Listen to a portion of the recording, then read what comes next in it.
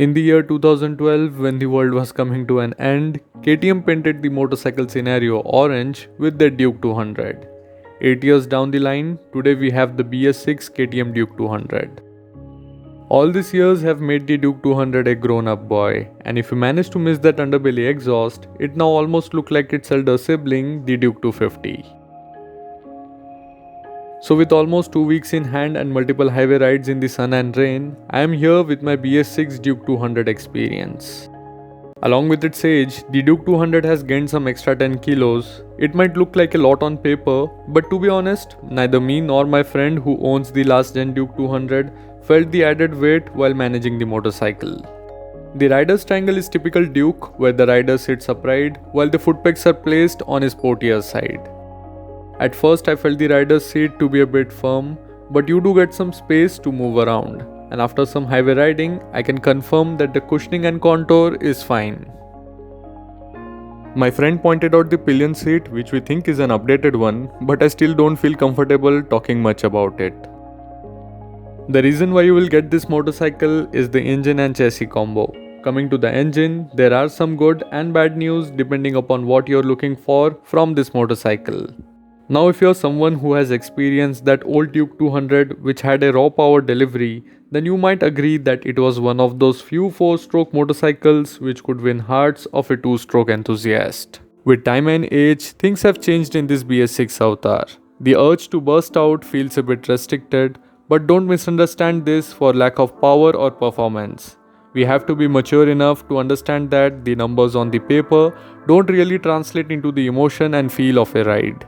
The tuning now has got a bit of a linear character, and the surge to burst post 5000 rpm is now on a subtle side.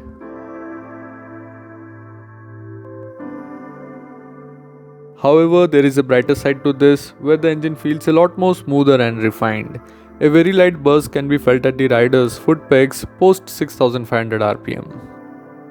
This refinement actually urges the rider to push that engine further. So overall, KTM has successfully retained the fun factor where you can attain 100-110 km per hour speeds easily, and the chassis complements that engine.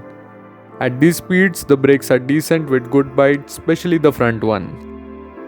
A better set of tires could have complemented the overall dynamics well.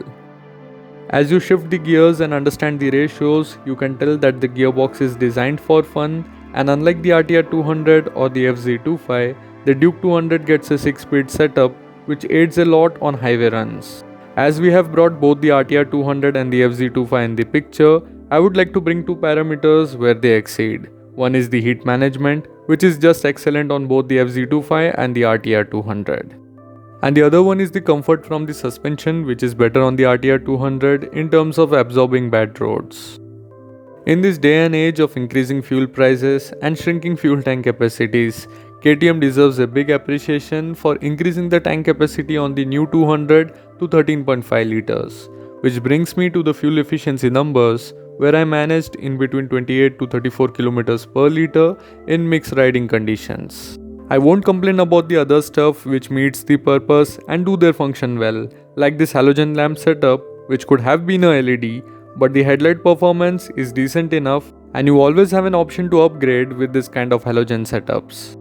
KTM has always raised the expectations of riders, and I felt an addition of a slipper clutch could have boosted the fun on this Duke, and there is a reason behind these expectations from enthusiasts like us. Because every segment in the motorcycle industry has got a benchmark which stands ahead and sets the performance standards.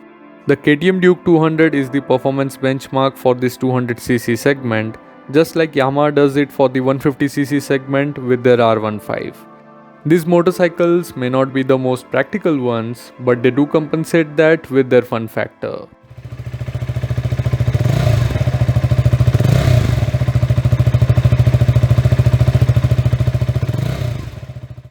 So that's all from the orange wheels, and I hope you guys have liked this one.